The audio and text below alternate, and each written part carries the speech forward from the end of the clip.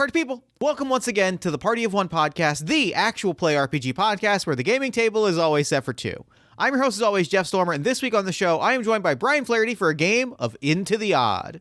Brian is one of the minds behind Many-Sided Media, an award-winning podcast production company that specializes in improvised storytelling and immersive audio fiction. You can hear Brian as the GM on My First Dungeon, a tabletop role-playing anthology podcast that brings immersive audio design and music and incredible performances alongside fun and engaging indie actual play RPG experiences to create something truly special. If you like the game parts of this show, if you tune in to hear a game get played and an experience be shared, I think that you're really going to love My First Dungeon. It is one of my actual favorite podcasts in role-playing games. It is doing some things that I think are vastly different than Party of One, while also being very of a kindred spirit. And I think this is a show that if you have not listened to it, you will greatly, greatly enjoy. You can also hear Brian as one of the voices on Talk of the Table, a TTRPG interview show where he and Elliot Davis sit down with game designers, actual play producers, and some of the most exciting voices in games today to talk about process and theory and really break down what brings people to games and how people turn those games into art. You can find more information about all of those shows and more in the show notes. Brian and I sat down to play Into the Odd, a rules-light, flavor-heavy role-playing game of industrial horror and cosmic strangeness. Players are down and out in the massive electric city of Bastion, trying to carve out a living on its massive, smoke-shrouded streets, surrounded by lurking horrors and cosmic interference at every turn. This was a really great experience. We went in some cool, weird directions that I really can't wait for you to hear. You can also find more information about Into the Odd where else but in the show notes. One thing to note before we dive in, this episode does use material from a published adventure, specifically the Eco Mofos adventure To Put Away a Sword by Zedek Su. You can find a link to that adventure as well in the show notes. And with all that said, let's go ahead and throw it over to me in the past so that he can get started with the show. Take it past me. Thanks, future me. I am delighted today. I am sitting down with Brian Flaherty. Brian, thanks so much for coming on Party of One. Thanks so much for having me. I'm so excited. This is great. I mean, always great when I can get to have on some of my favorite people, some of my favorite podcasters, some of my favorite creators. I just get to hang out for an hour. That's the secret joy of the show, and I could not be more excited. I agree, and I couldn't be happier to be considered someone's favorite anything, so I am happy to be there. I mean, I believe I did say this at PAX Unplugged, if not last year, the year before, that I did hate you with the burning passion of 1,000 suns, but... It's true. But also, it's nice to be someone's mortal enemy as well, so, I'm getting it from all sides on one podcast, which is great, just convenient. We contain multitudes, is really what it is, I think is the joy of it. Before we get into today's game, why don't you let our lovely listeners at home know about what you've got going on that you might want them to know about? Yeah.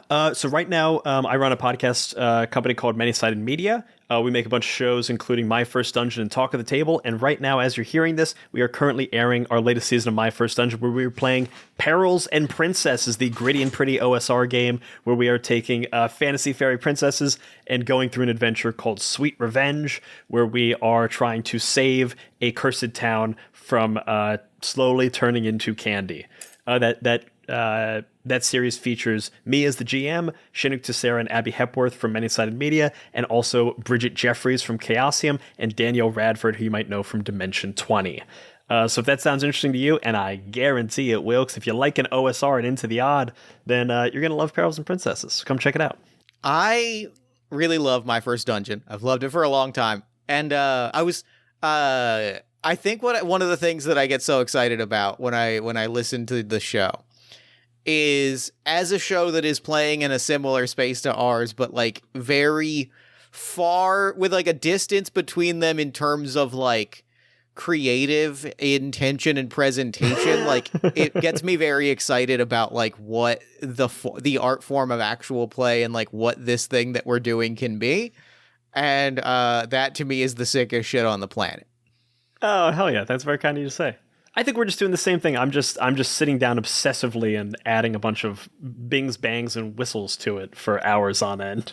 And I think I think that those bings, bangs, and whistles really do make a big difference. And I think In part, side note, this is I get to say this on mic, which is congratulations on winning some awards on those Bings, Bangs, and Whistles at the time of this recording a week or two ago. Yeah, we won some awards at the TO Web Fest. We also won some awards at the New Jersey Web Fest, and then we lost some awards at the Sydney Web Fest. So, we're getting it from all sides. Yeah, wins and losses, strikes and gutters. But I think I think Elliot put it really nicely when I watched them give an acceptance speech, which was the way that you sound design towards the emotional space of play elevates the show in a really wonderful and exciting way, and makes it feel, I find it's very easy, or not easy, sound design is an incredible skill, but the impulse is easy to be let's make it sound like the players are discussing things in the space that we are describing, but the way that you go, okay, what's the emotional space that we're in? How do I build backwards from that? And use the space that they're in to inform that, it rips. It rips. Well, thank you so much. The thing that I'm always looking for is everyone who's ever played a role-playing game knows the feeling, how intense you get into it, how much of a world it is. The place where you store role-playing game memories in your mind is the same place you store regular memories. The stories are the same and you feel them so viscerally. And all I'm trying to do is get the listener who wasn't there at the table to feel the same thing. So anything that I can do to just close that distance to bring you as close as I can to the feeling of being at that table, that's where I'm shooting for, and that's where I hope to find success. And I'm glad I've been able to get close every now and then, I'd like to say. And hearing you say that, I think captures why I have such an emotional response whenever I listen to your work, which is I think there's an interesting way in which both of us are pulling at the same thread of trying to encapsulate the experience, whether that is through sound design or by as closely mirroring the conversation between two people as possible, and going I want we both want, it's that sense of conveying this is the magic. It's capturing the magic on screen, yes, whether in whichever way we're doing it. I think there's a power to that is electric. The thing that is great to take a step back from what everyone is doing in the actual play space, it all comes down to we want more people to do this really fun thing. We found a really cool toy to play with that is a little bit intimidating to play with your first time. So I'm just hey, look over, look, it's so easy. Just have fun. You did it as a kid. You did make em ups, just do that again. But we have a couple rules, so you can't always have a shield that blocks all of my shield busting bullets. In an endless cycle of who has the bigger sword or bigger shield. I could not have said it better myself. And I'm so excited to be sitting down and playing a game at this moment, especially because we are playing a game that I think we're both very excited about, and if playing in a space we're excited to play around in. We are playing Into the Odd, which is an OSR game about exploring the weird and unknowable, and the world that is larger than our poor, maybe doomed adventurers can possibly comprehend. What is it about the game that's got you excited? What's on your mind as you're sitting down to play? Where are we at as we are getting ready to play this game? So there's a fun practical note for me, just with the timing of this, because at time of recording, we just recorded our session 0 of Perils and Princesses, and we're about to run session 1 in a week. And I've never GM'd an OSR game. I've never played an OSR game. So I'm excited, but I'm also nervous because it's kind of a new thing. So for me, I'm really excited to play this one because it's going to give me some experience and insight into what it is like to play a thing, so that I can run it better for my first session, which is always, first session, you're always nervous. You want to hit it out of the park, so you start strong. So that's nice. The second thing is I've just been really interested in the OSR lately because I love how much the rules end up getting out of the way of the players. Mm-hmm. They set up great obstacles and they set up great challenges, and they make heroic stories rather than super heroic stories. They make smaller moments more interesting because there are more limitations.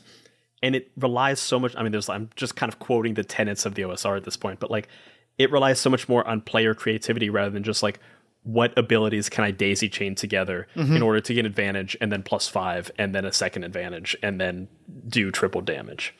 And that is still very fun, but I've just done that one a lot. Sure, I'm excited to do let's focus solely on the make-em-ups and just strip down only to what we need and see how far we can get with just that. And that's why the OSR really interested me. And then Into the Odds, just God, it's such a gorgeous book, and it just lights up your imagination. And just like, I rolled 3 characters. I was supposed to roll 1 character for this, and I just rolled 3 because I was like, this is so much fun.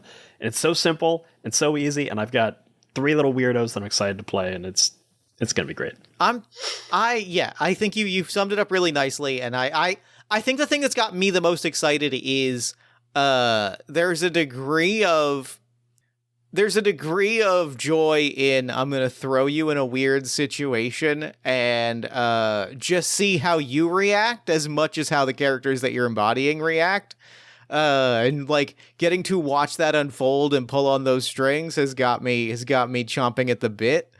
So with that said, I want to say, I'm going to set us a scene a little bit.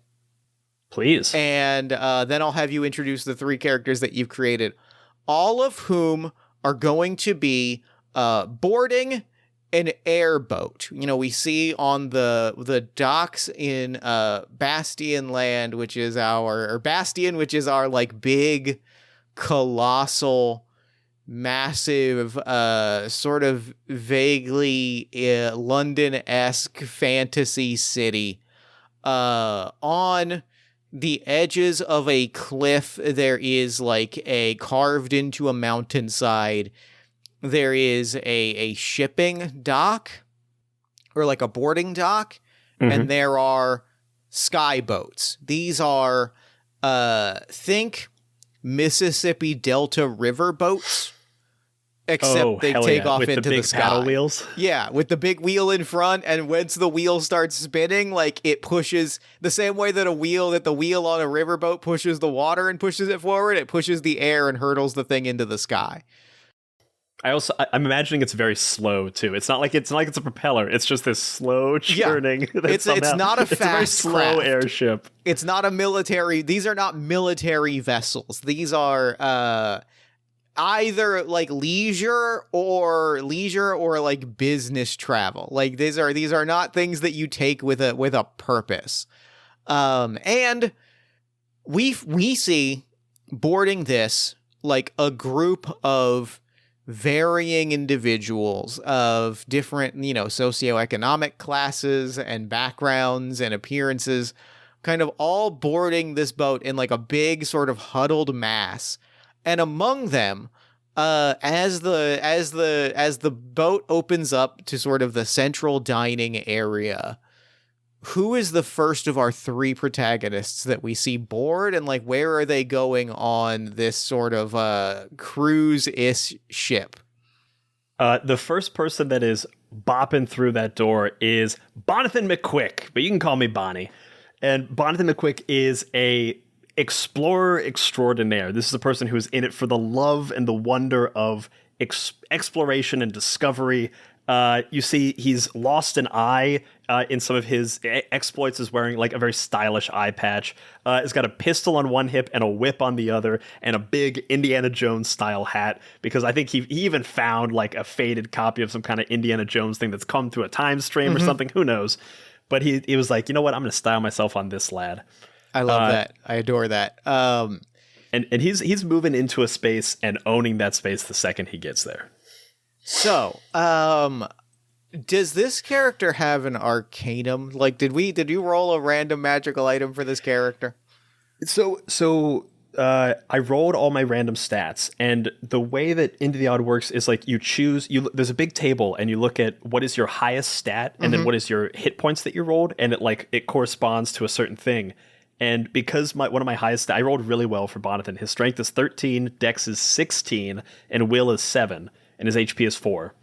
That corresponded to, I got a pistol, which does D6 damage, a whip that does D4. I've got a bunch of cigars, and I lost an eye. Great. Wonderful. All great background information. Bonathan has heard tale of a magical material.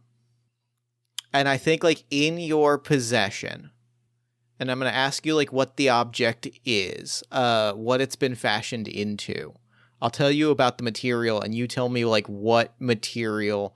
I think like it was shown to you in like a bar by a curiosity seller who has sent you to. You have been sent to a place called Ursus Point. Ursus Point is a like small, or that's where this skyboat is headed, is Ursus Point. It's a small valley on the bottom side of a mountain. It's like maybe a day and a half or a few days flight by skyboat. You could get there sooner if you took like a military craft or a siltworm or something, but it's not a like this. It was not conveyed to you as like an emergency, and this is a cheaper and frankly nicer way to travel. It's way more stylish, and if Bonathan's going to shell out for something, he's going to shell out for traveling in style, and there is nothing more stylish than a really slow paddle wheel driven airship. The material, sky metal. It is, and it was shown to you to be a sort of bronze, like gold that has faded into bronze metal that when it comes into contact with heat, and the way this was shown to you by a curiosity trader many days ago, or a few days ago, or however long it took you to book this trip, when you apply heat to it, he lit a Zippo lighter and he held it to this metal and he threw it into the air, and it didn't fall like a metal object should. It floated down like a feather, and you get the sense that if you were to heat it even further, it wouldn't fall at all. It would simply float, or it would start to ascend. Whatever this metal is, the warmer it gets, the more it is exposed to heat, the lighter it becomes to a point where it floats in the air. What is the object that you are currently carrying with you as an as a symbol of like what magical wonder of the world might be waiting for you at Ursus Point? I think he's taken something I've made of this metal. Mm-hmm. Yeah, or what form did it come in? Like, what is the object that is on your person? I think when it was originally shown to me, it was like a piece of sheet metal. Like it was just kind of like raw ore that had been like smashed down. And I won it off this guy in a card game, took it and melded it and twisted it until it formed a very crude, like single, almost like fighter airplane. Like imagining a new type of aircraft, because that's what he's thinking of this as, is like, all you have to do is light fire underneath the wings, and all of a sudden this thing can take off, and we have a new form of air travel. So he is like kind of moving this thing through his fingers, flying it around the room a little bit. It'll just kind of like float around, and he's like gathering attention of what is essentially a really fancy ass metal paper airplane. Like that. I like that a lot. Okay, great. So you board. You can see there is a gambling table on the boat. Like there's people playing poker. There is someone spreading out sort of like books and maps and candles and cards and sort of like doing various soothsaying activities among themselves. There is a gentleman, older, with a big twirling mustache, and like a floppy hat in very kind of like foppish wear, like dealing cards and like a cigar in his mouth, and he turns towards you and gives like a raise of his eyebrows, and there's the captain and the crew are walking around and giving their opinions and greeting people. Where is Bonathan headed as we meet the second person that is boarding this cruise ship? Bonathan sees a person with an impressive mustache and a foppish attire. He's immediately beelining for this person, because he knows in his travels, the more interesting a person looks, like in the way they dress and like what they're presenting to the world, probably the more interesting information they're going to have. At least that's what's worked out for him so far, so he's going to keep trying it. And behind him, as he is going over to like this, the person was like dealing cards, or like was that a gambling table? Yeah, hovering over the card table. Kind of like beckoning people over.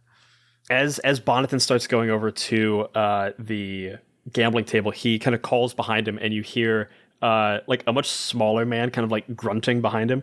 And Bonathan's gonna look behind him and go, Chester, get my stuff over here. I'm gonna be taking a seat at this table. We're gonna find out where we're going and how we can get some good stuff. There's wonder to be had, kid. You gotta find it with me. And Chester Potts is essentially a pack mule person. This is like an intern almost for this adventurer. He's hoisting 2 big backpacks full of stuff. He has a musket slung over one side with like a bayonet on top of it. And next to him is his very faithful companion, a dog, a mutt named Porco. It's what was once a very svelte, like German Shepherd is named Porco because it's like a pig. It's gotten very round and rotund. And the two of them have a telepathic link as I rolled in character creation. I like this. I love this a lot. What an incredible thing to roll during character creation. I love random tables. I love games that make use of random tables so much. What I really love about the random tables in this is like, it seems like the worse your stats are. So if your worst stat, or if your best stat was like 10 and you had 1 health, you're going to get the coolest starting equipment. Whereas then it gets worse and worse. Like if your top stat is 18 and you have 6 health to start, you're getting like the shittiest weapons, and like you're mute and have lost an eye and don't have, like, you're starting at a detriment, which is really exciting and fun. It's very fun. It's a great approach. So as you board, I think like you see Bonathan settle in by the card table. This like old grifter of a man gives like a wide smile, and almost like a smile that for a split second feels almost too wide. His like nice vest, his like nice kind of woven vest shines with a sort of bronzish gold hue, and he kind of like beckons over, sets everything up by the card table. People are boarding now. And do we have a third crew member that is boarding as the two of you are getting set up? There is a third crew member. The third crew, as Bonathan comes in, bigger, as big as he possibly can be, throwing this metal paper craft around, and then Chester Potts coming in with all these bags. They're making such a scene. The third person is very deliberately much quieter, and this is Marianne, who is. It's difficult for her to be as quiet because one of her things that I rolled for her is she also has a mule named Stompy who is walking around. And it's notable at this point that Chester is the one that is packing all the stuff, and the literal pack mule has nothing on its back. Sure. This is a animal companion. Also with a musket, and at her side scabbard is a blade of very similar, though slightly distinct metal to that metal airplane, and this is a rainbow blade. Ooh, which is love a rainbow blade. Which is a piece of arcanum that I rolled. It does d6 damage, but also it can fire beams of harmless light in any color of the wielder's choosing. And she is like kind of moving around much quieter, this is very much a tactic that Bonathan and Marianne and Chester practice all the time. There are 2 people who are taking all the attention that allows the third person to walk around and like slowly gain information or just be there in case something pops off in the background. Yeah, for sure. I think that the thing that Marianne, as you're walking around, I do think there's a moment where Captain O'Shaughnessy kind of like stops you, like the captain of the vessel kind of stops you. He's like, we can't have a donkey inside. They'll have to wait on the outer deck. I'd be happy to show you the designated livestock areas. You have to understand, we have carpet. Oh, he's incredibly well trained, and I have all the proper paperwork for a support animal with me. He's actually a very lovely fellow. Would you like to? This is Stompy. Stompy, can you do your trick? And Stompy's gonna prance like a pony in an equestrian show and be really, really charming. I think there is a moment of extreme skepticism as Marianne is saying all of this, and then the donkey starts prancing, and it's all right. That is, in fact, incredibly delightful. Just make sure that it doesn't track any mud or leave any Mud. detritus Yes, I understand. on our carpet, and we shouldn't have a problem. I promise you, it has never been a problem in the past. It will never be a problem in the future. You have my word, and thank you so much for all that you're doing. You look like you're doing a fantastic job here. You're really on your stuff, and I appreciate that. And I think we're gonna have a great time on this flight. Oh please, I'm just the captain of the ship. Just the captain. I mean, that's such a big title. Groveling is unnecessary. And he, I think, whips a cigar out of a breast pocket. But appreciate it. Enjoy your trip. she pulls out matches and lights a cigar for him. And we see the remainder. I think, as Marianne, as you are kind of quietly walking around, you notice a few key details. You notice that there are several people loading bags into sort of the baggage shelf. The visual in my head, and this is the most I can say this to you, Brian, because you'll get the vibe. Amtrak luggage rack on top of a train where it's just a bar that hovers that holds bags on top. Yes. Yeah, people are loading, and you're seeing a tremendous amount of digging equipment, work gear. Interesting. People, it seems, for whatever reason, and you're noticing a lot of the people that were already on the boat, there's a degree of leisure to their ensemble, right? You see this old poker player, looks like he's dressed for a leisure cruise, but there are a fair number of people here who are dressed for work. Their clothes are woven, they are denim, they are patched up, they have seen years and seen hours and seen long days, and they have seen much wear. These are not bespoke new clothing. They are clothes that have lasted for a long time. It appears people are getting onto this airboat headed to where you're headed with the promise of some kind of work or opportunity. There is something to this. Does it seem like the equipment and the people, what I'm curious is the equipment used? Is this this is the hammer that everybody uses all the time, or is it new? And does this look organized and funded, or is this manifest everyone going west to find gold? This has a little bit of energy of a gold rush. This has a little bit of energy of people. Yeah, the hammers and the tools look old. There is no consistency to dress. The people boarding this ship look like they grabbed whatever digging equipment they could, and they're making their move. They grabbed the first flight towards where you're headed. I think Marianne is going to recognize this and make the rounds, specifically knowing that when there's a gold rush, the winner is the person who finds the best vein of gold. It's the information will out at the end. So she is going to be just kind of going around looking to see any little tidbits that she can gather.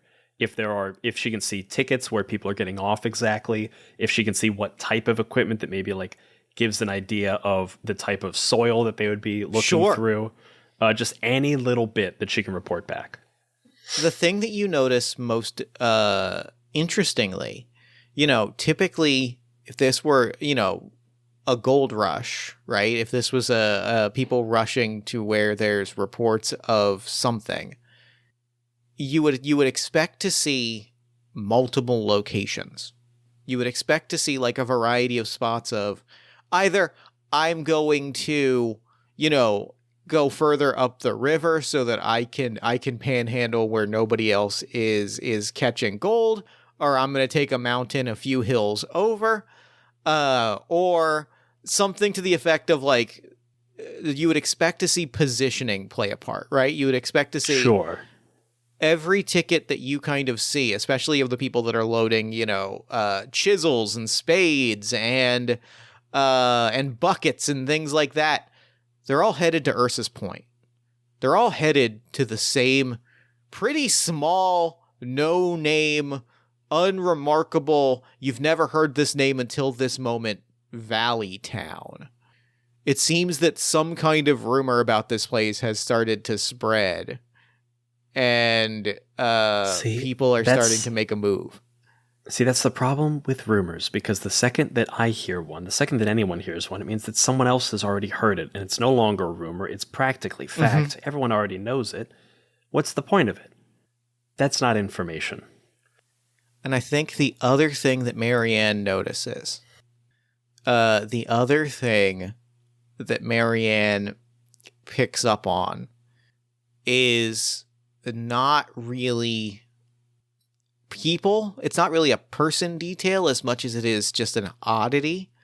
Something that like she spots as she's walking around. This is like a luxury. This is a business luxury travel ship. Why would it have a military grade harpoon cannon plastered on, like bolted onto the, or welded onto the side of it? Like newly welded?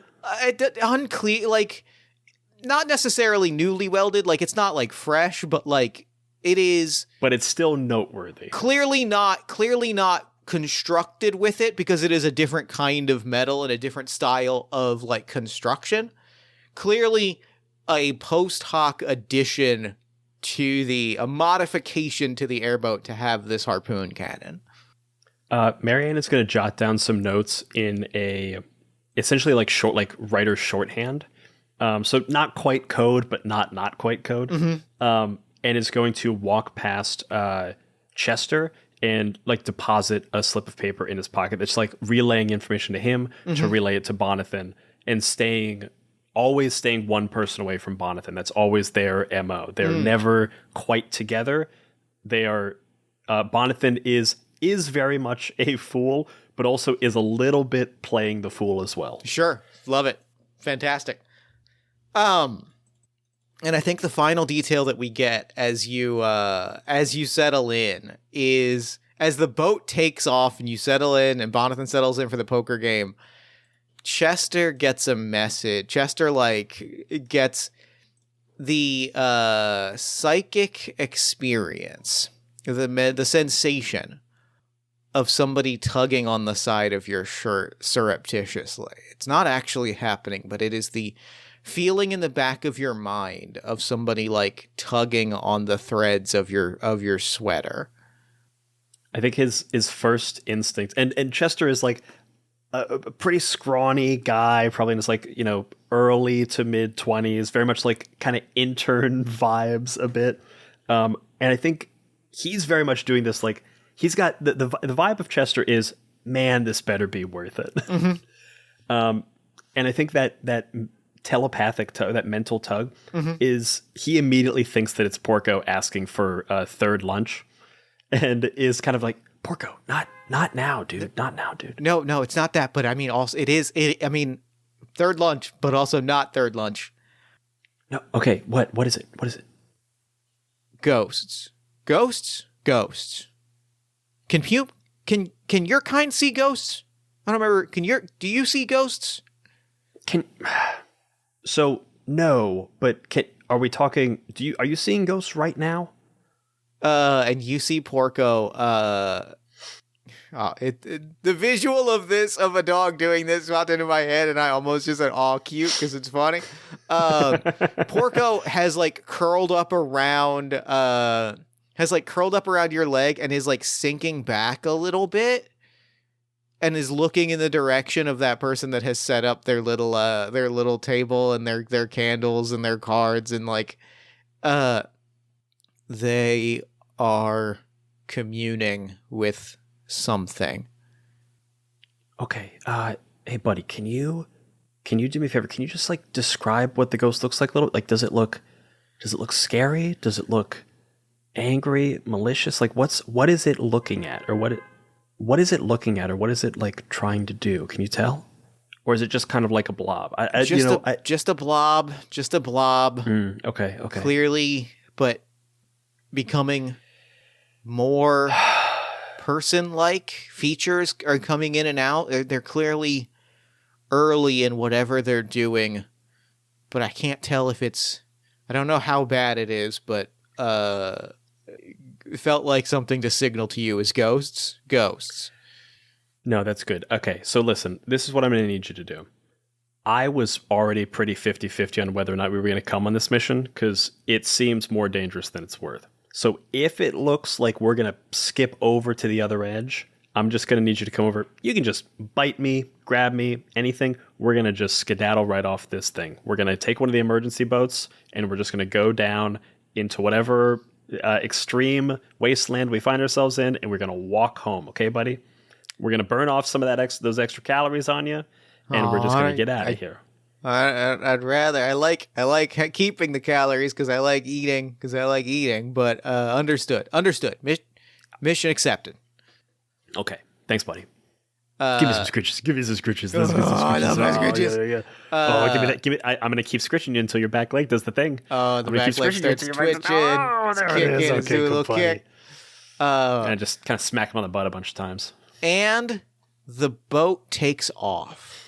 This old poker player, Kenwood Sandelbaum, is dealing cards, and like, I think, how many hands does it take Bonathan, or does Bonathan notice that the card hands are rigged? I guess, like, it's how long does Bonathan notice, and how long does it take Bonathan to notice?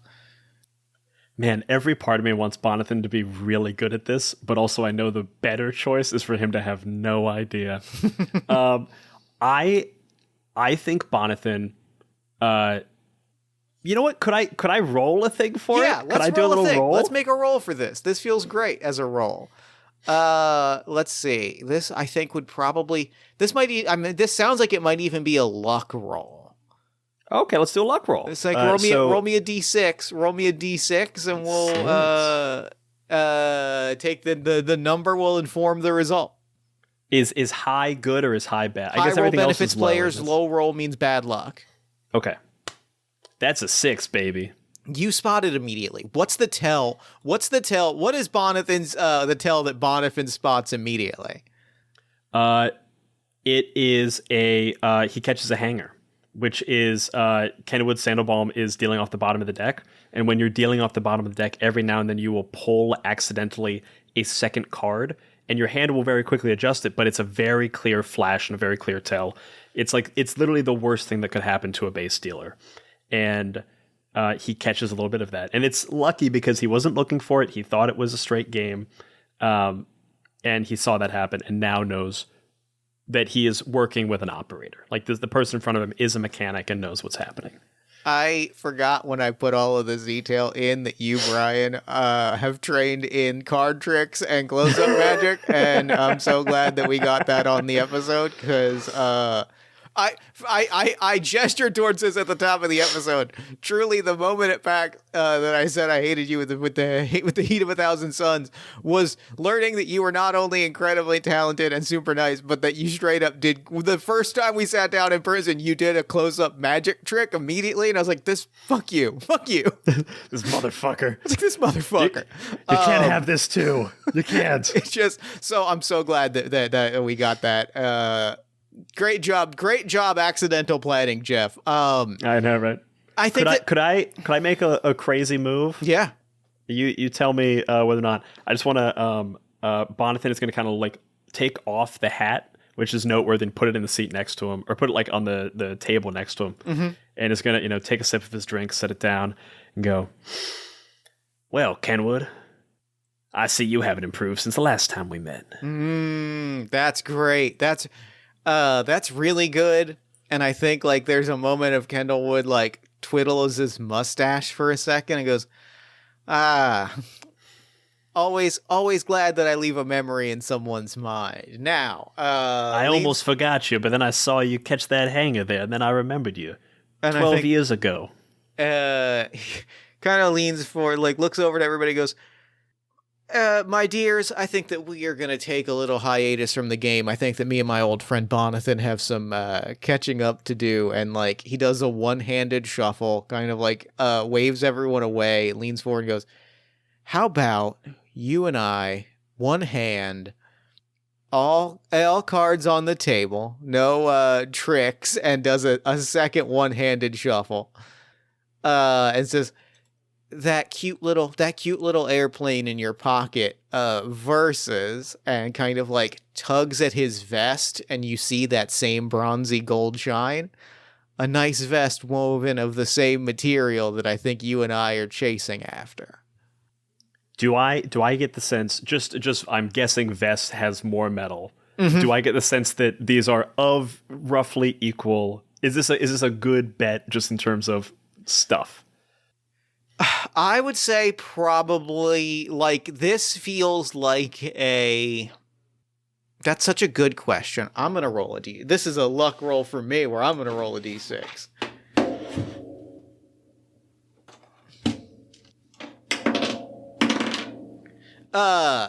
This feels like I rolled a 2, which means bad luck, which means I think in this case you think this is a roughly equal trade. I think that the fact that in fact this trade is probably deeply unequal, like this is metal that has been treated and woven and is like designed with a purpose versus some sheet metal that has been hacked at, it is lost on Bonathan. Okay.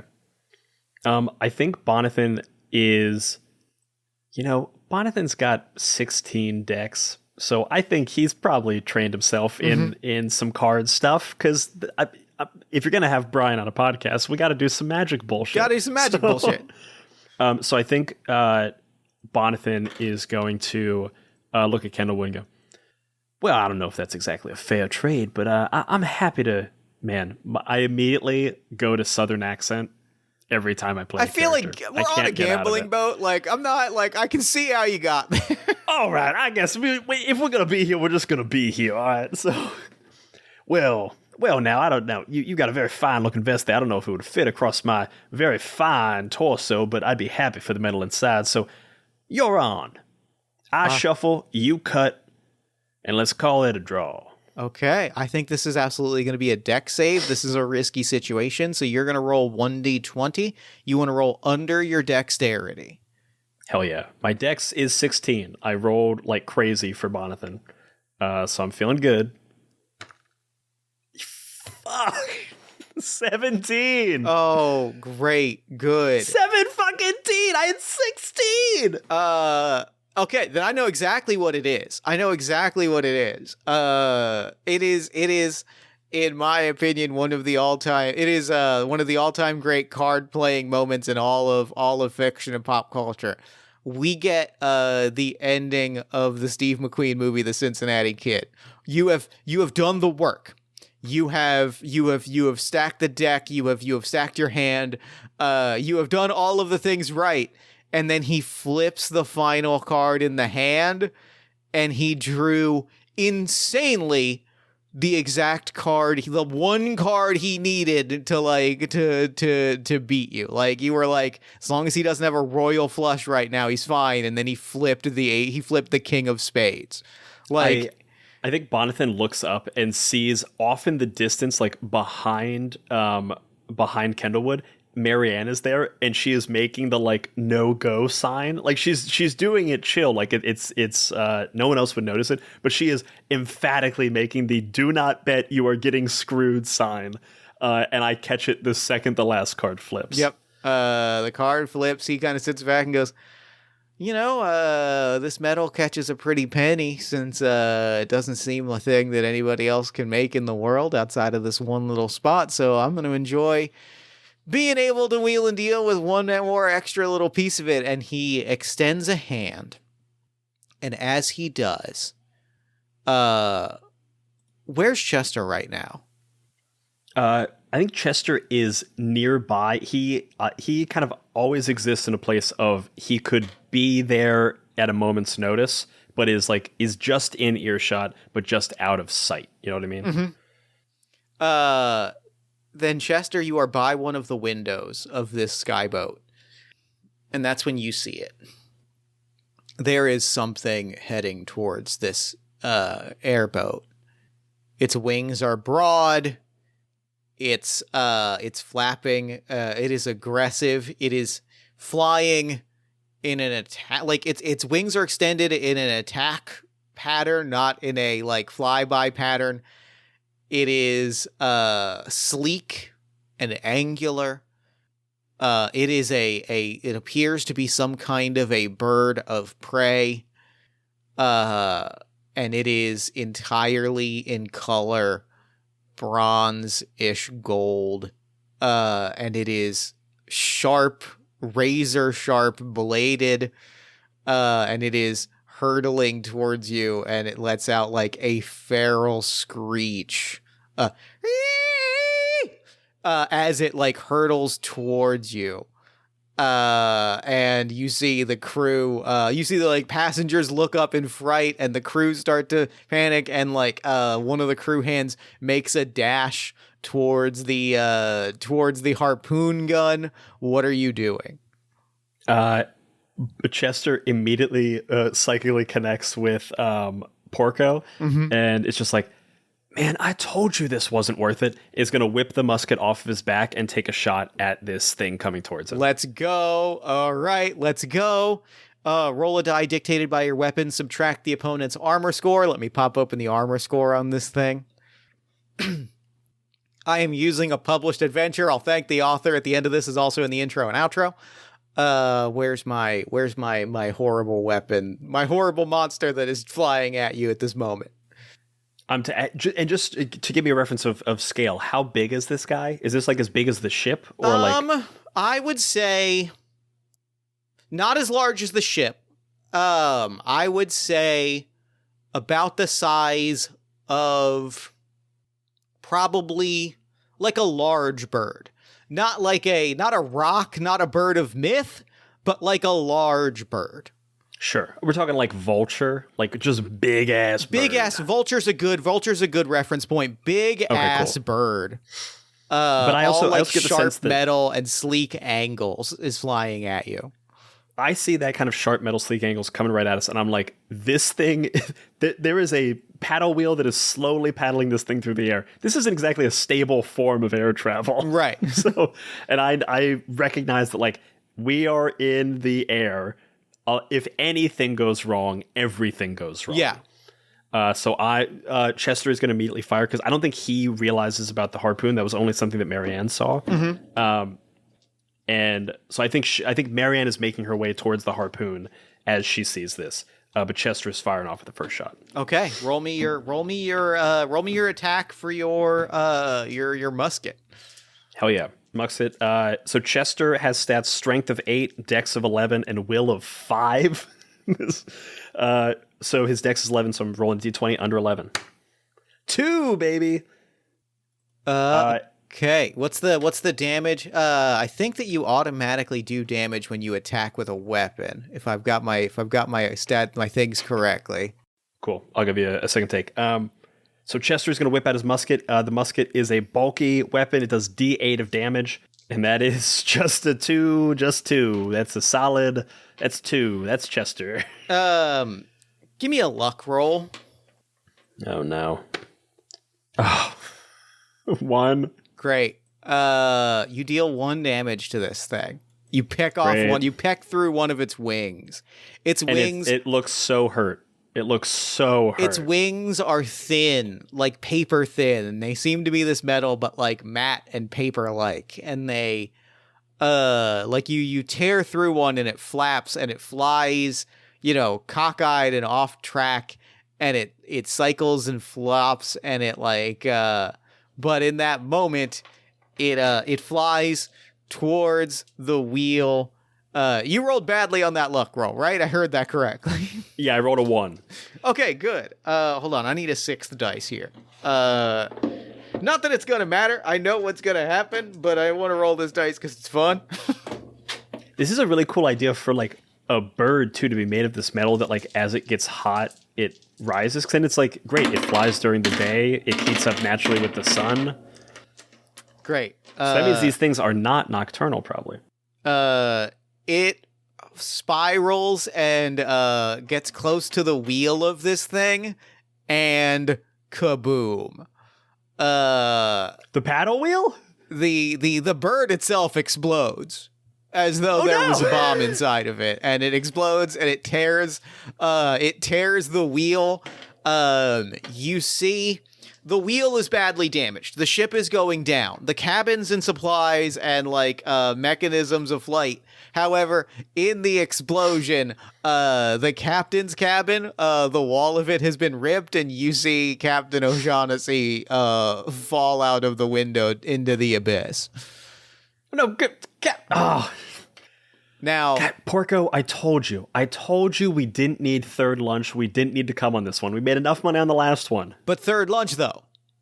Okay, the second we get off of this, you're losing weight. 15 pounds. Third minimum. lunch, but third lunch though. You're not getting third lunch till you lose 15 Third pounds, lunch. okay? You might not even get second lunch at this rate, all right? Keep pushing your luck. This is a Keep pushing nightmare. your luck. This is worse than death. No second lunch. I don't know what I'm going to do. I'm going to pout. I'm going to give you second lunch, all right? I love you, Okay. but third lunch is excessive. Okay, All right, fine. Second lunch. We got to get off the ship. Okay, here's what I want to ask you. There are a few ways that your characters can do this. And I'm going to lay out the options and let you make the choice. Okay. You are on this airboat. It is, it has lost propulsion. It is hurtling towards the ground.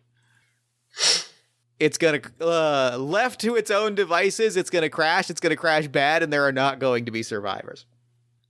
There are a few options for how you will get safely to the ground. What are the options that each of your characters takes?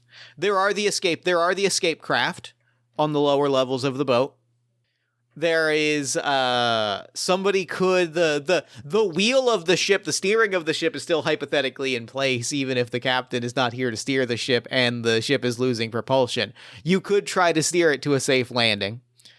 There is certainly whatever is happening with this wizard witch person that is conjuring things in the corner. They could probably make you a deal. There's also a vest that you know is made of metal, but that's going to require taking that vest off of the guy that just beat you in a poker game. What is the option that each of these characters is taking to get themselves safely to the ground? Or is there an option that I have not even thought of that you're going to throw at me? These are all great options. I think this team immediately sees each other, and they all all three of these folks lock eyes, and they all go about their own business trying to figure this out. The plan is to escape and hopefully land this plane. Marianne is going to go to the ship. She's going to try to steer this thing. Marianne has the calmest nerves and is hopefully going to be able to do that. Chester is going to look down at Porco and go, you said you still seeing the ghosts? I'm seeing a lot of things. Scarier ghosts? Are they? My thought is ghosts can fly. Do you want to go talk to some ghosts and see if they can help us out? If you want to talk to ghosts, I'll follow. But I can see the ghosts and you can't, so you would have to do the talking. Yeah, just leave me by the hand. I'm just going to put my hand in Porco's mouth and have him guide me. I think walks. Chester walks over and is sitting at the table. This hunched over person, eyes kind of blinking slightly out of sync and leaning forward and kind of rubbing their hands together as they kind of lay things out, and then taking time to rub their hands together and laying things out and blink one eye, blink the other eye. Sees you come over and just kind of eyes you suspiciously of is there something that you want? All right, I get it. You're really spooky and stuff. My dog here says that you have ghosts, and I think ghosts can fly. You able to help us out as this ship is crashing? Because if not, I'm making my way to the escape boats. What do you say? I could be convinced to make a deal. I'll be honest, it's a seller's market right now. You tell me what you want, we're going down, baby, down. Okay, so you tell me what you want, and I'll give it to you. Great. Wonderful. Let me see. What does this person want? Let me flip through my notes here. I know exactly what this person wants. I want the heart of the God Soldier. All right. clearly, look at me. Look at me.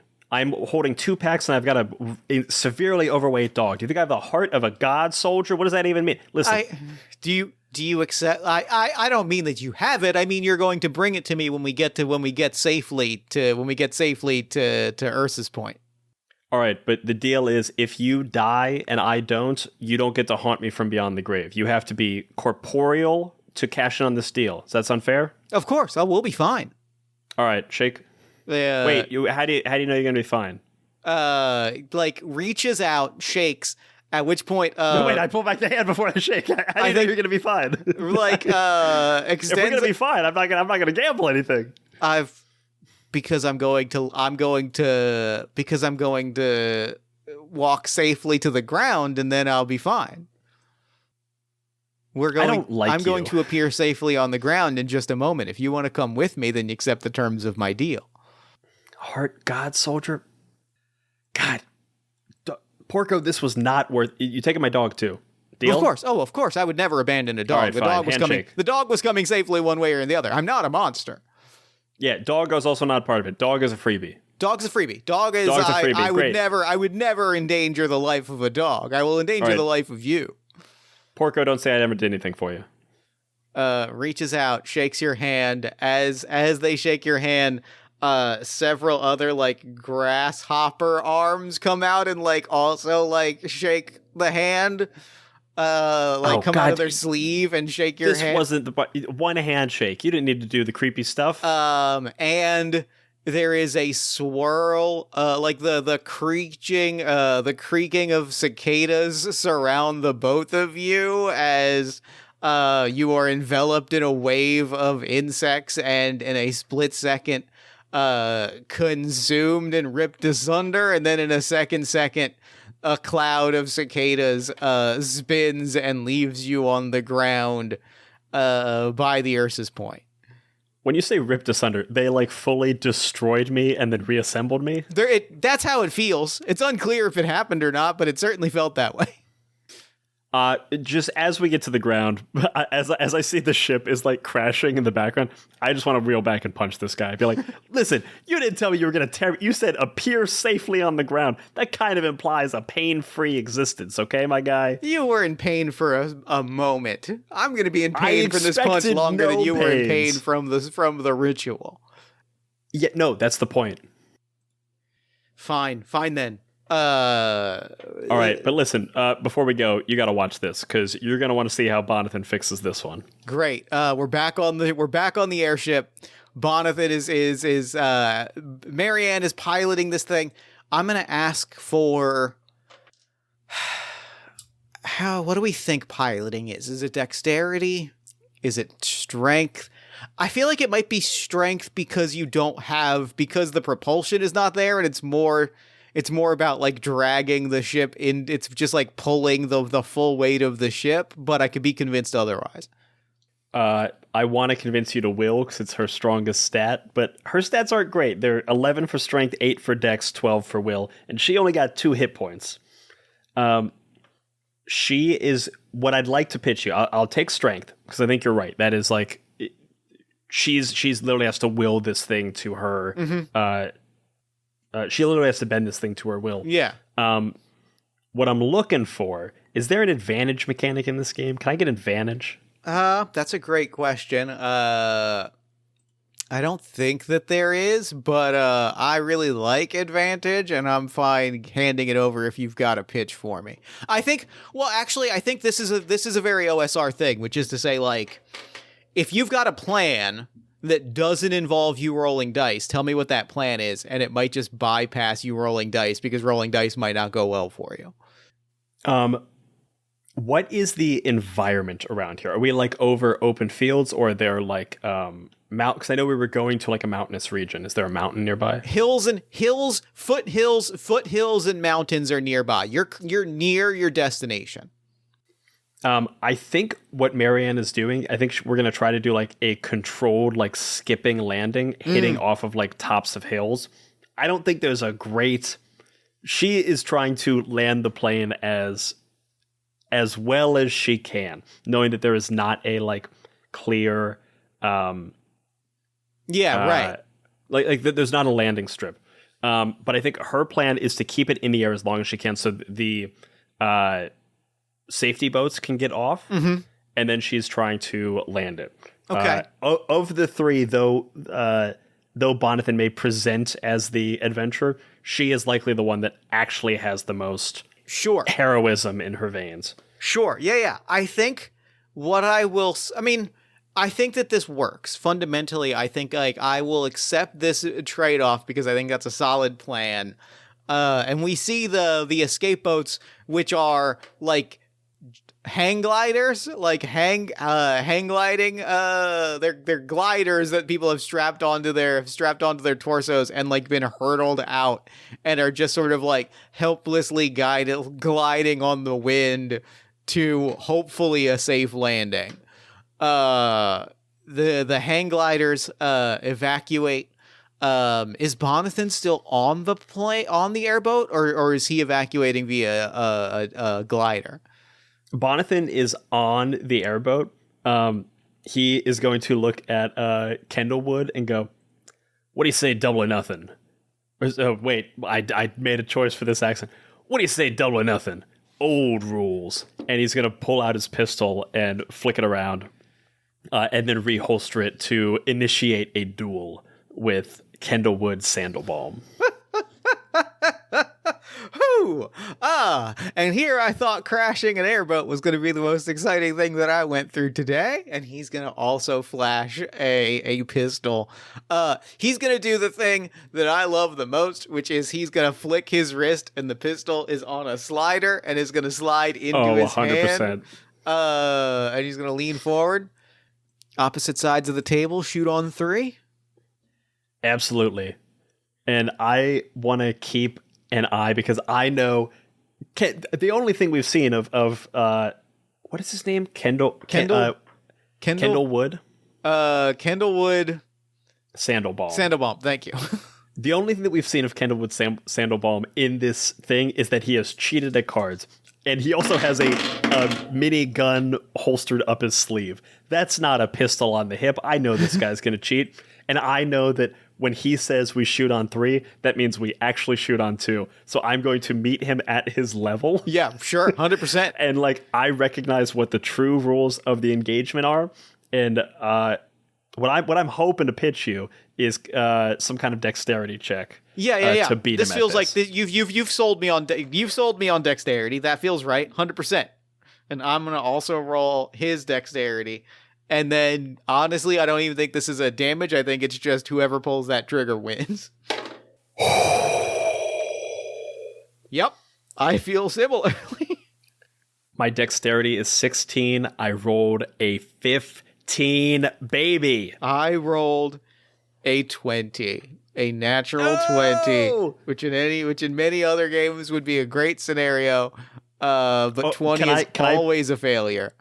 Can I pitch what happens with Kendallwood Sandalbaum? Yeah. I think Kendallwood has the gun like on the extendomatic thing in his one hand and is like has it down at his side ready to draw and looks at us and goes 3, 2. And as it goes to 2, I start to draw, and he starts to bring out his other hand, which was already pointing at me, which had a second extendo gun. And as that one comes to his hand, he fires it, and he had forgotten to load it in the morning. That's great. And he goes, that's really funny. And he just gets obliterated.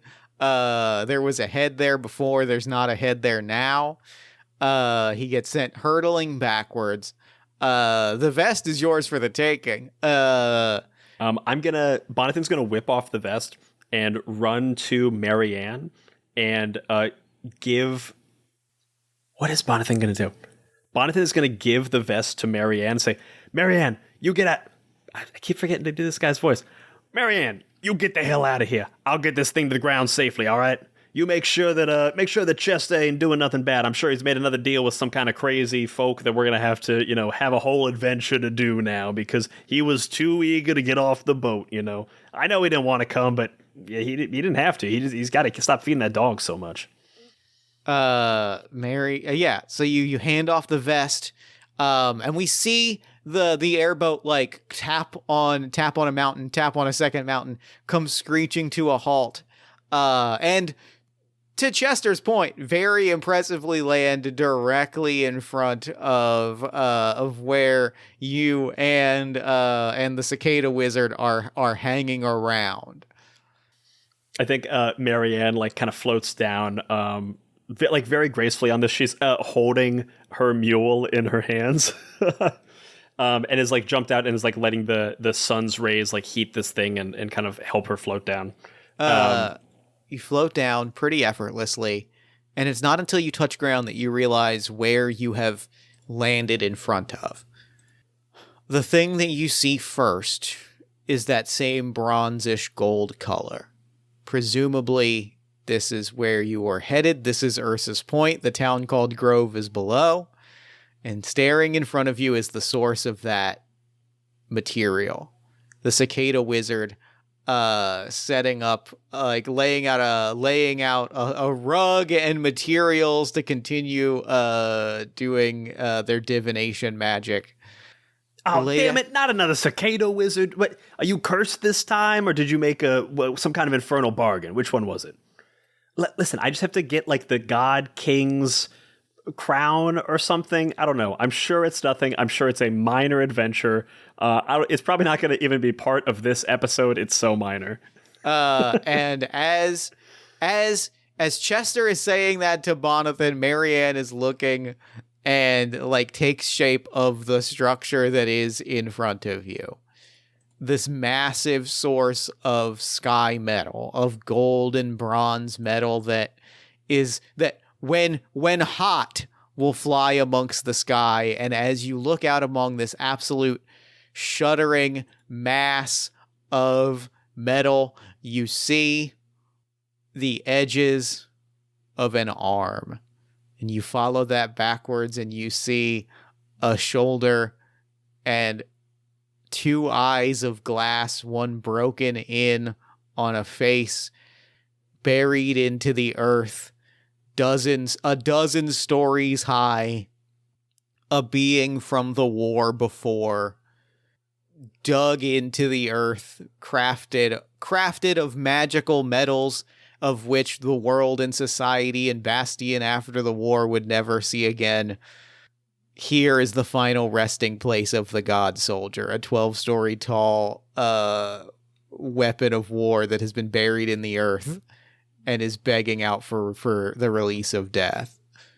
Well, see, there you go. I found it. Deal complete. There you go. Oh, no. It's yours. I requested the heart. Oh, shit. The heart. Come on. You gotta make your deal. You gotta shape your deals so that they're not so like obvious. You gotta make sure that they're better. You gotta be better than that. You gotta think it through. You could have just taken one of the hand gliders. What are you doing? Yeah. Okay. So we got to get the heart of the God Soldier. Sorry. I got to feed my dog, guys. I don't know what he eats so much. Third Lodge. Eats so much. Third Lodge. I love him so much. He's such a good guy. And in that moment, there is a screech at first of metal, and then of flesh, and then of agony in all of your minds. Porco starts like aggressively kind of scratching behind its ear, and there is like a screech of agony. And laid out before all of you in glistening blue illusion, there are the scars of 1,000 battles and the battles of other God soldiers, and the agony of undeath and of continued life. And floating before you is a humanoid figure, a young adult. Let's find the exact note in here. A young adult, maybe in her early 20s, floating in fluid, but floating in the air in front of you, begging for anything, any kind of contact, begging to be released or begging to be freed, just sharing everything and saying, you just hear the words, these memories have been my prison for generations. Help me. Someone please help me. And there is then a moment where, hovering from behind Chester's shoulder, the cicada wizard, all of these grasshopper limbs like cocking or crooking all of these fingers at once. The heart. I want the heart. Yeah, all right, calm down. You didn't give us a time frame on the heart, so just chill. You're gonna get your heart, okay? And I think the final thing that I will place on you, on your three characters here, you have been faced with a conundrum. Somewhere in this mech soldier from a magical war of years past, there is a person suspended in liquid that has been the heart of this machine. Whatever this cicada wizard is, they want to consume this person. Do you head inside? Do you go after and try to kill this cicada wizard? What's the game plan from this moment? I think the three of us huddle up, and Porco is kind of giving Chester details of like the ghosts and the stuff, because I imagine the ghosts and stuff around the cicada wizard are just getting like crazier and more elaborate, or like or in some way growing in power. And Chester's like, okay guys, so I shit the bed. I shit the bed here a little bit. I should have just taken the hand glider. I'll be honest, hand gliders kind of scare me. I crashed one once and it hurt. So I made the deal with the cicada wizard, and that was a bad move. I thought I was going to be getting like a little machine piece or something. It seems like it's going to be more of a person. So we're going to have to kind of change the deal. I may be cursed, and that may have to be a whole other adventure. Just let you know, Porco is not involved, which is great. Well, that was a good call. You got to make sure the dog is separate. You got to make sure if you're going to take something on yourself, you can't involve the dog. Yeah, I know. I learned that last time at the Piedmont Society. Well, so the clear motive here is the clear thing that we need to do is to destroy the cicada wizard. Obviously, Porco, are there any ghosts lingering that could possibly hear this conversation? Ghosts? No. Spectral cicadas, yes. And the cicada wizard has quietly stood up and cracks a jar and is evolving, rapidly shifting into a gigantic humanoid bug thing to run at you. Marianne is going to put on the vest again and take off into the air, heading to the mech. And is going to Marianne's goal is to try to get into the mech in order to like control it and wield it, and then we can like save the person inside once we have that. Chester and Thelonious are going to fly to either side to start. Chester and Bonathan. Bonathan is going to use the whip at his side and is going to whip up at the cicada wizard and is going to try to like entangle the leg of the cicada wizard and like try to knock it off axis, essentially. Excellent. I like this. I love this a lot. I think like as Marianne is flying, there are like signals, like flashes. We see the inside of this thing, and it is a mix of this like metal and also like blue dripping flesh, armor plating, magical metal plating over eldritch immortal hell monster flesh. And there are these flashes in Marianne's mind of like where she needs to go and like where she can find where she needs to be Like something is telling her where to go, and she's turning and she's piloting through these caverns and these limbs and through the innards of this thing. Meanwhile, outside, Bonathan and Chester, you are staring down this horrible bug thing. How are you distracting it while Marianne gets to where she needs to go? All right, Chester, we just got to take up some time. Marianne's going to get us. I know she will. She's got that rainbow sword on it, don't she? And Marianne inside is like pulling out the rainbow sword and blasting light inside, like try to find her way through the tunnels and things, like using like changing the color of the thing to like ultraviolet to like see where footsteps or like blood or whatever has been. Bonathan is going to attack with his whip, trying to like pull this cicada wizard either like off its feet or like back down to the ground as it is beginning to like get bigger. Just try to like hold it in place. And Chester is going to move kind of off to the side so they're not in like one big area, and is going to take his musket and fire. Okay, roll me some damage. Hell yeah. The whip does D4 and the musket does D8. The whip was only 1, but the real goal for the whip was just to like hold this guy down. And the musket was 4 damage. Okay. You blow an arm off immediately. Like the arm goes flying. The cicada wizard falls backwards. Like blood and viscera are dripping on the ground, and the ground is bubbling like acid. It is distracted for a moment. It is getting ready to rear back and lunge at you. As before that happens, there is a moment. Hold on, let me find it. I gotta find it in this book because it's cool, and I want to. There's a thing that is cool, and I want to use it. Use all the cool things. Use all the toys, baby. It's a one shot. There it is. Okay, great. Marianne like flies into this room, and there is the woman that you saw floating in fluid in like a gigantic glass vat, a vat of goo.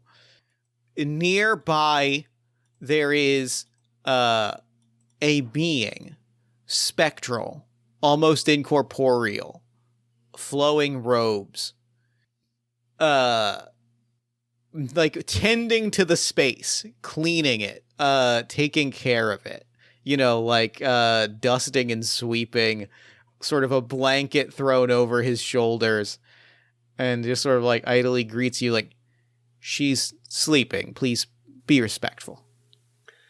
It seems like she might want to wake up. I see. Has she been calling for help again? Yes, and it's quite distressing. I think maybe it's time for you to take a rest and allow her to wake up. We could use her help. There's someone who wants to hurt her just outside, and I'd rather they didn't. We can wake her up, and we can dispense with the entity outside. Would you be open to making a bargain? Certainly depends on the bargain. What'd you have in mind? And his eyes flash red for a split second. I can deal with the threat outside, and I could be relieved of my duty as the caretaker of this space. But I fear if I do that our purpose will go undone. If you accept to take my purpose and take our purpose, then I can resume my old station and do what I was made to do. What is your purpose? What purpose would I take on? This, and he kicks the walls of the structure. Shouldn't be. It was a mistake to make it.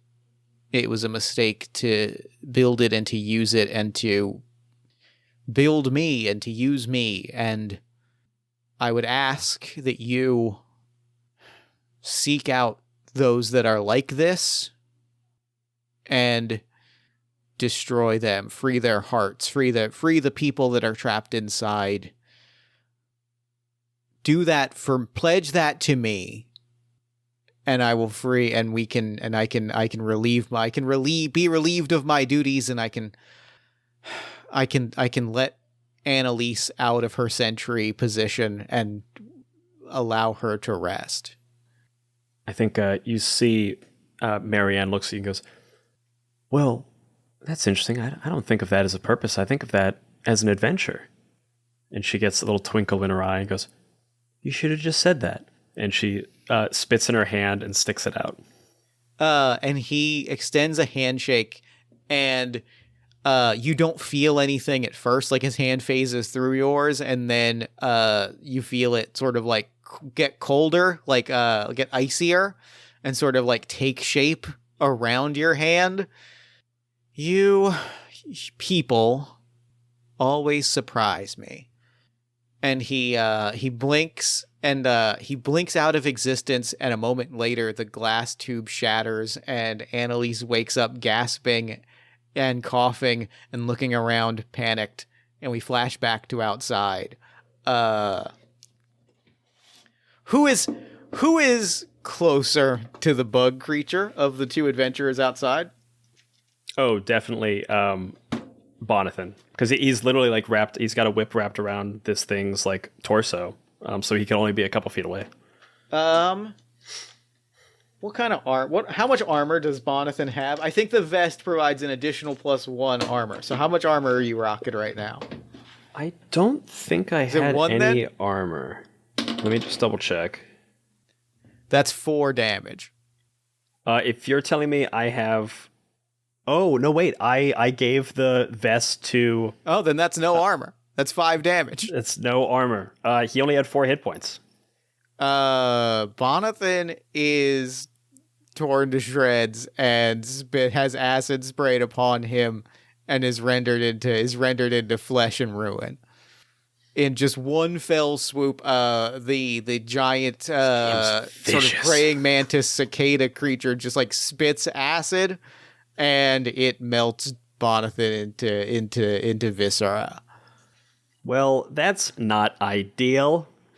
And well, combat's bad. Combat's scary. But immediately after that, as that is occurring, there is a flash of light, and Chester, you swear you see a person's shape, sort of bluish hue, red guys, and they blink, and the massive hand that you are hovering near holds up, and light forms around it, and after a moment, it raises up even further, and you see the full magnitude of what you are staring at, and it is a laser blade crashes down, rendering this cicada wizard into ash in an instant, and then the entire structure goes dark, and moments later, Marianne comes out walking with coughing and wheezing and hacking this young woman that you saw in your vision. The heart of the god soldier, the pilot entrusted with this thing. Well, you couldn't have done that like 10 seconds earlier. We totally lost Bonathan. Now we're going to have to... That was our face. That's how we got all of our money. I guess I'm also... I think there's a moment, I think there's a moment where Annalise just looks and goes like, thank you. No, sorry. I was just in a very stressful situation. I know you were just doing your best. I just, I saw an employer and dear friend get turned to ash and in an acid bath by a cicada wizard. That was kind of my fault. So I'm having a lot of complicated feelings about it. He's just like kind of aggressively petting Porco, trying to deal with the horrors that he just saw. I think she sits down also next to Porco and starts to pet and is like, I just woke up from, I don't know, centuries, millennia of war and vigilance, and watching the other weapons of destruction, and knowing that that one of them might wake up at any moment, and trying my best to keep this thing asleep. And I get it, I guess, is what I'm trying to say. No need to apologize. We've been through some shit today. All right. Well, thank it's you. Not a competition. We both have our things to bear. We both have our things to bear. I just remembered a thing about damage in this game. So tell me if I can do this. Damage, any damage that reduces you to 0 HP incapacitates you, and then it starts getting removed from your strength score. Oh, right. Yeah. Okay. Yeah. And it's not until your strength score goes to 0 that you die. So Bonathan is still cooking, just like horribly badly burned. I think Bonathan all of a sudden just goes out of a pile of cicada guts. Oh, Bonathan. Okay, I feel so much better. I'm sorry. Annalise, was it? Your day was much worse than mine now. So we're all good. We are all good. But yeah, please keep petting Porco. That is going to help you. We're going to feed him third lunch. We're all going to get some third lunch. And I'm just Chester is going over to Bonathan, like helping him up to his feet, like brushing off the cicadas and acid and stuff, and just being like, "It's going to be okay, buddy. It's going to be okay. This is just like the time at the Quicksilver Society, all right? We're just going to rest up. We're going to get back to health. And then we're going to, I guess, have a mech now." And she kind of pauses and goes, no. And like pauses and looks back, and in an instant, like you can see the bits inside. You can see the flesh, blue and pulsing, calcify in an instant and like wither and die, and like the flesh inside rots away into nothing, leaving only twisted metal and ruins and mineral deposits. And there is a sigh of relief as she goes, "That's one down." And she looks over to Marianne and goes, "It's time to find the others." I think Bonathan is going to pull up his eye patch, and there's like a empty socket where an eye once was, and there's a cicada in it that he like kind of fishes out, and then pulls up Scar and lights it, kind of lowers his hat down as he's being slowly like put over top of the mule, put over top of Stompy to like carry him out to this next adventure. Just lights a cigar and goes, "Easy come, easy go. Let's have some fun with this next one, all right? And maybe fewer airplanes." And that's game. Hell yeah. This ripped. This was a joy. Into the odd, baby. Into the fucking odd.